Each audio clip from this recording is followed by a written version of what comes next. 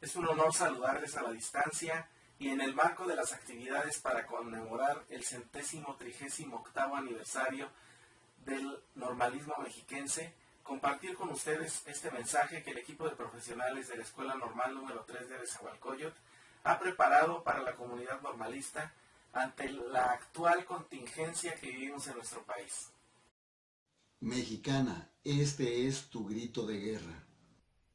No olvides tu raza formidable. Normalista, osó llegar el enemigo. Estás ante una de las mayores amenazas de la humanidad. Eres una patriota. Heroica y responsable. Es hora de ayudar a cesar el mal. A través del lago de cultura que representa tu escuela normal. Vivimos en tiempos difíciles. La hostilidad y la indiferencia son inaceptables. Estás frente al canto dramático del alma.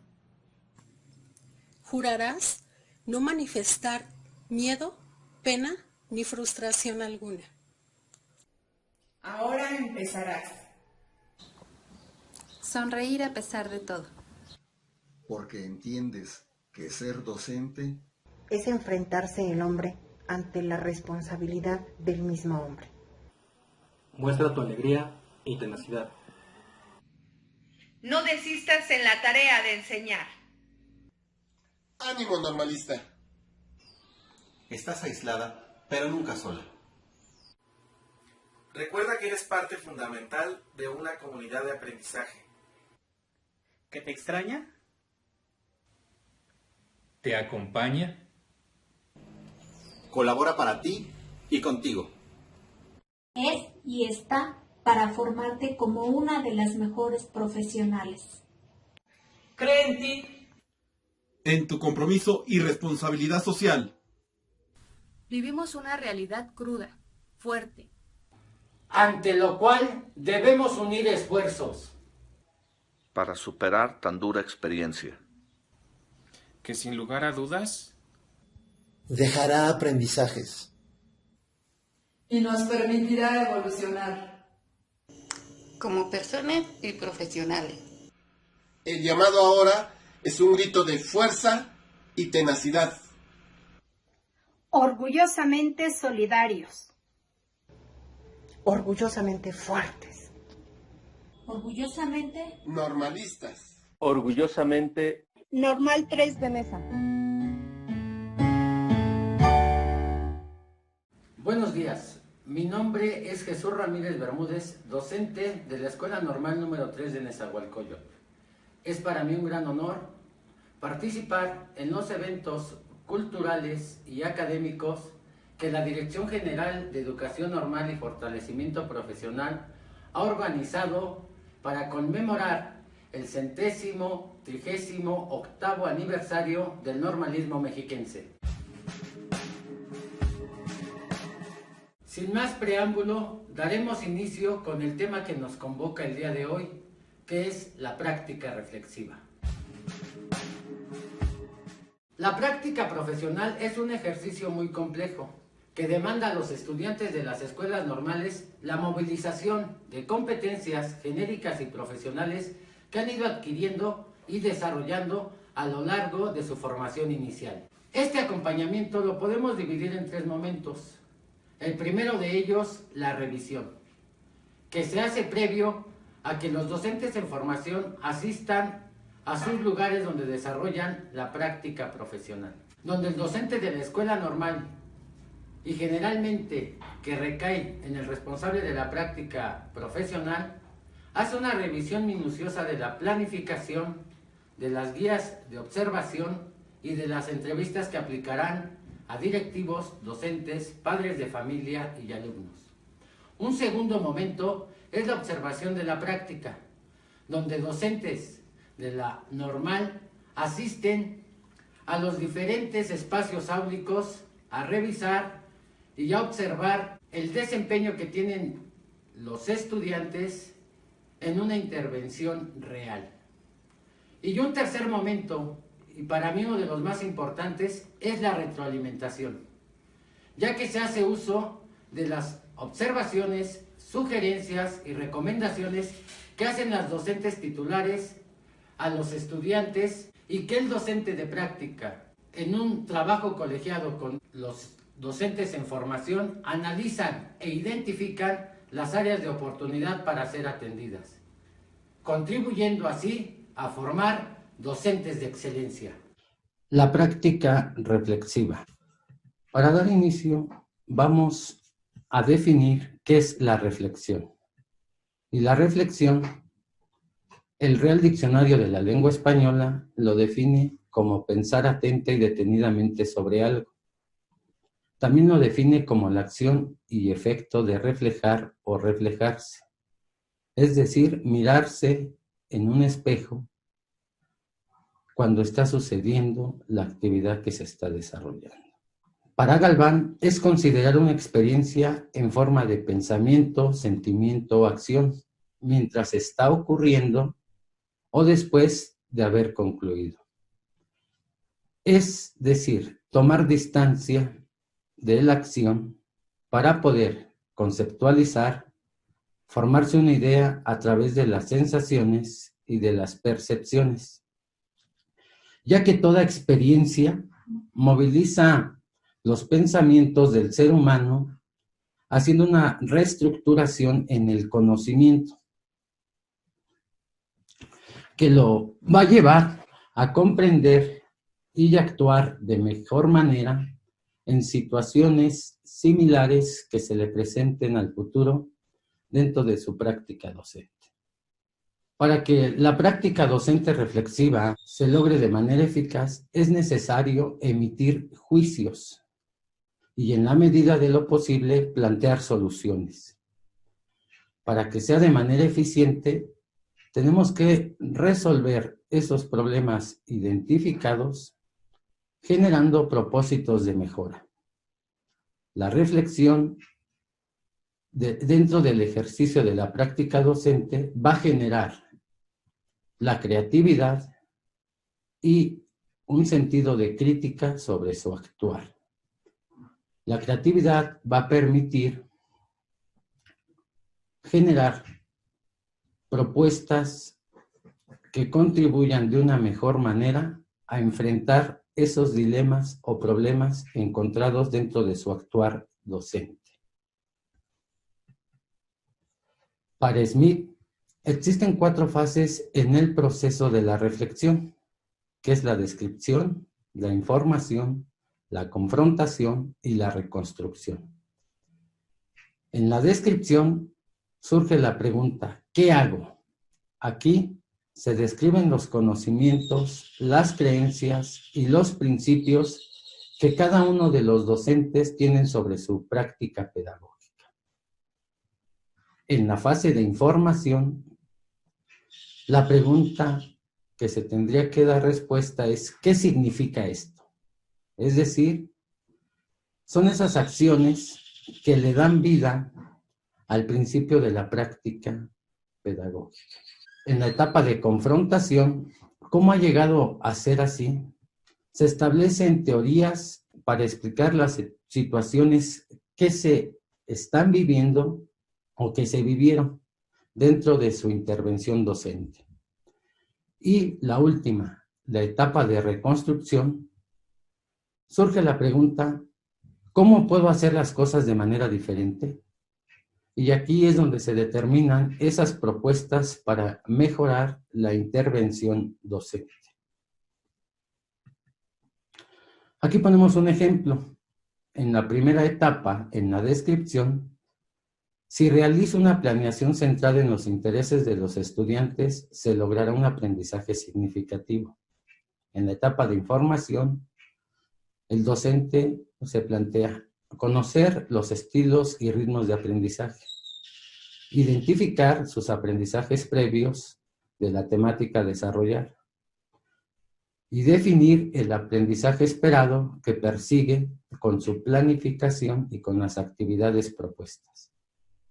En la etapa de confrontación, en este ejemplo hipotético, él menciona, al diseñar una planificación centrada en los estudiantes, considerando ritmos de aprendizaje, conocimientos previos y aprendizaje esperado, permitirá lograr aprendizajes significativos en los estudiantes.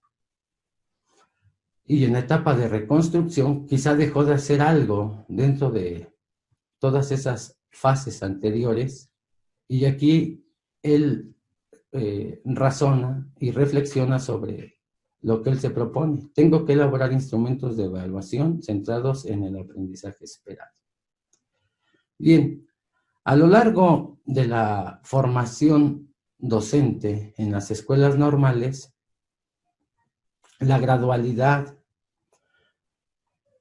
que se tiene que ir desarrollando dentro de las competencias profesionales y genéricas que van adquiriendo a lo largo de la carrera los estudiantes, lo podemos ejemplificar dentro de su intervención docente con 3 aspectos importantes que el trayecto de la práctica profesional hace referencia y que son los siguientes: la secuencialidad, la gradualidad y la profundidad. Me voy a permitir darle lecturas tal y como aparece en este documento. La secuencialidad es la articulación que existe entre cada uno de los cursos, particularmente por las competencias a las que contribuye y los aprendizajes que promueven cada uno de los estudiantes. Así, cada semestre sienta bases y ofrece conocimientos específicos que habrán de convertirse en los insumos que servirán para atender de manera particular las exigencias de la docencia. En cuanto a la gradualidad, es la creciente amplitud y complejidad con los que se entiende y desarrolla a la docencia, asociada al aprendizaje de los estudiantes. Permite sostener que en la medida en que se incrementan las experiencias, se reflexionan y analizan sus intervenciones. Se podrán integrar los conocimientos adquiridos en los otros trayectos con la finalidad de reconocer los múltiples aspectos que constituyen y enriquecen la docencia. Y por último, la profundidad, que es la capacidad de desarrollar metahabilidades que permiten mayores niveles de comprensión, explicación y argumentación de sus intervenciones en el aula. Ello supone movilizar sus competencias para identificar y focalizar los aspectos relevantes y o problemáticos de su práctica, a fin de mejorar de manera diferenciada en cada uno de ellos, diseñando propuestas pertinentes y viables de acuerdo con los contextos, los alumnos y los enfoques de enseñanza-aprendizaje. Es decir, estos 3 aspectos que menciona el trayecto de la práctica profesional hacen mucho énfasis al desarrollo de las competencias profesionales y de la complejidad de la práctica. Los estudiantes, al darse cuenta de la intención de la práctica en cada uno de los semestres que ha cursado, se percata de que tiene mayor exigencia y que tienen que reestructurar y organizar su propia intervención desde las experiencias que han vivido con situaciones de mejora permanente dentro de su actuar docente. Para Spark, Langer y Colton existen 3 elementos que contribuyen o favorecen la reflexión. El primero de ellos es el elemento cognitivo, que son los conocimientos en torno al educando, las características del contexto, el manejo de estrategias y recursos didácticos y la generación de propuestas innovadoras. Un segundo elemento es el elemento crítico, que es el trato digno pero exigente entre los actores educativos, directivos, docentes, padres de familia y alumnos. y el compromiso ético que debe de manifestarse en todas las acciones implementadas por el docente. El tercer elemento es el narrativo, que son los relatos y explicaciones que se hacen en torno a la experiencia en el aula. Los diarios, los portafolios, los blogs, los informes de práctica docente son algunas estrategias que favorecen esas explicaciones sobre el actuar del docente. Podemos decir que se hace una reflexión en la acción, sobre la acción y para la acción. En la acción, cuando se están implementando las actividades y se hace en ese preciso momento en que se está actuando. Sobre la acción, cuando se plantean modificaciones para que se cumplan los propósitos planteados. Y para la acción, cuando se hacen propuestas de mejora para futuras intervenciones docentes. Es importante mencionar que el profesor reflexivo debe de cumplir con cierto perfil o tener ciertas características para alcanzar una verdadera reflexión. Empezaremos por mencionar que parte de las necesidades y problemas detectados en el grupo, de las fortalezas y debilidades que tiene su propia práctica. Todo esto los adapta al programa para que le permitan generar propuestas exitosas.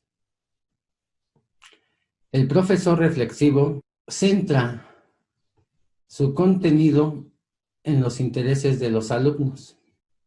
Podemos decir que es personalizado en una negociación que hace con sus estudiantes y que entonces transforma su práctica en una práctica centrada en la persona. El profesor reflexivo utiliza la evaluación formativa, además de que el aprendizaje es para todos. En los estudiantes favorece el logro de aprendizajes significativos y en él la reflexión le permite la transformación de su práctica. Con esas debilidades que haya detectado dentro de su intervención. Su planeación es flexible, ya que le va a permitir hacer modificaciones y adecuaciones cuando lo crea pertinente. El trabajo que desarrolla el profesor reflexivo le va a permitir el compartir las experiencias exitosas que ha vivido a lo largo de su profesión. Además de que es muy colaborativo con sus compañeros, con los estudiantes y con directivos. Promueve la formación personal de sus alumnos y de sus colegas. Algunas competencias que tiene que desarrollar o consolidar el profesor reflexivo es dominar el contenido de las asignaturas o de los cursos que imparte, tener una amplia gama de estrategias didácticas que le permitan alcanzar en sus estudiantes el aprendizaje significativo. Tiene que tener un control y manejo de grupo, además de que considera la evaluación como estrategia de enseñanza y aprendizaje, trabaja en equipo, es abierto a la crítica,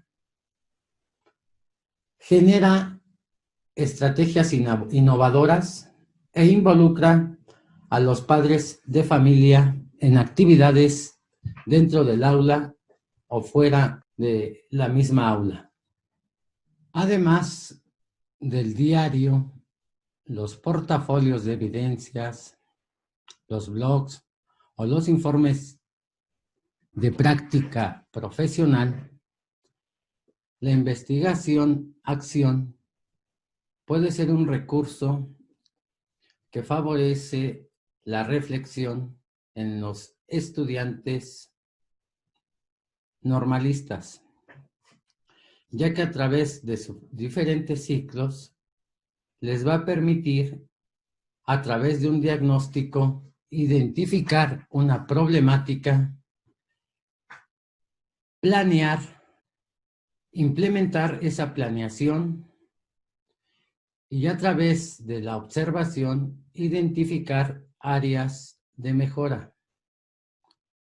A través de la reflexión les va a llevar a generar un nuevo plan de acción para un nuevo ciclo dentro de este tipo de investigación.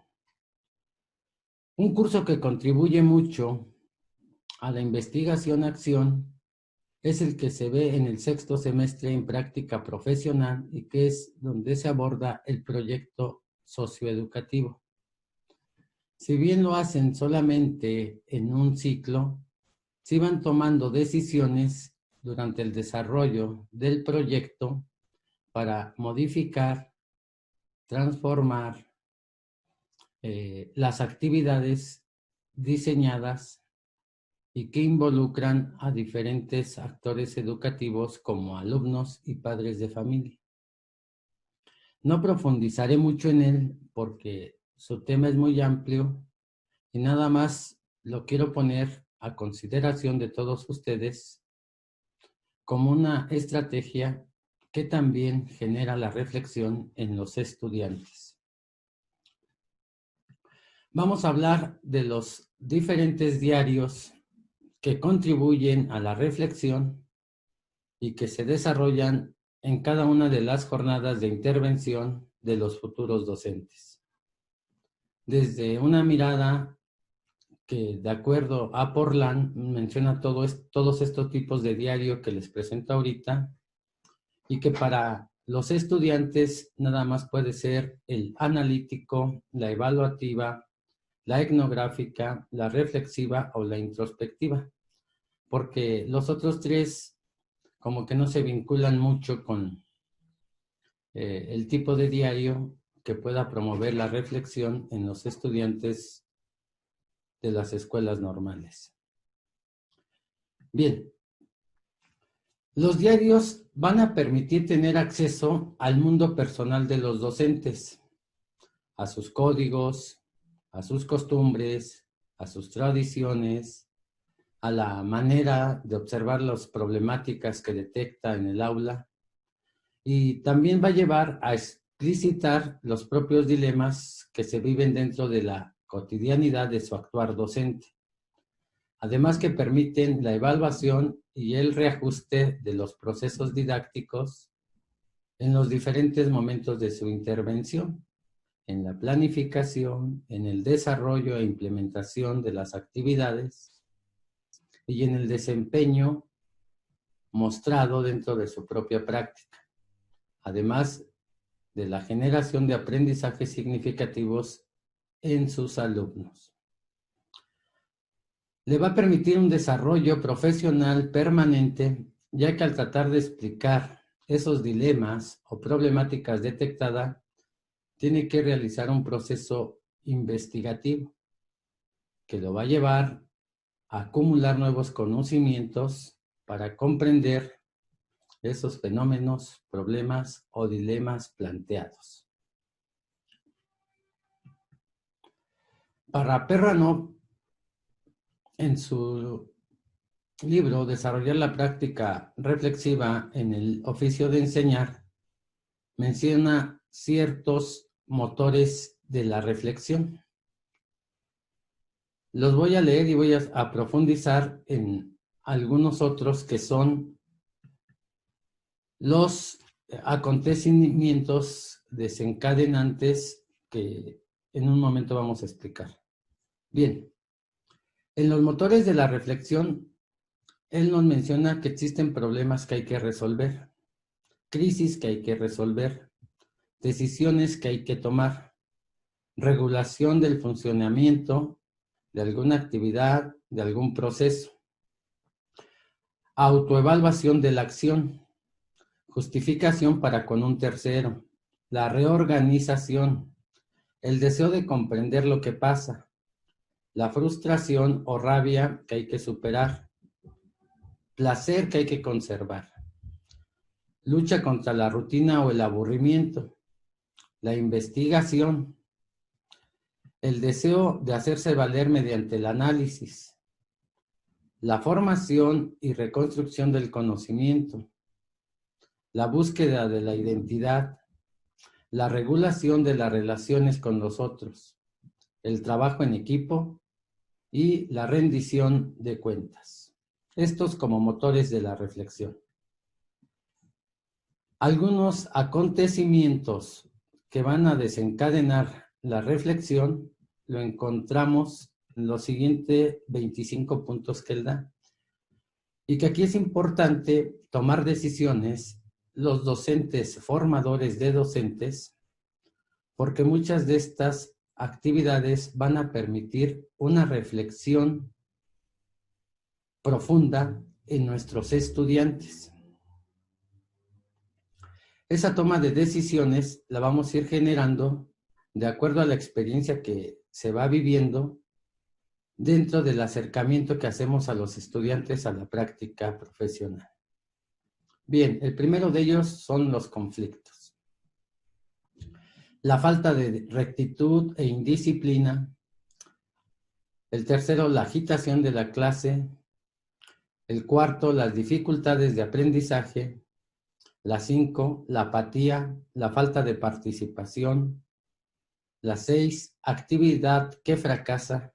La 7, actividad que no consigue su objetivo. La número 8, la resistencia de los alumnos.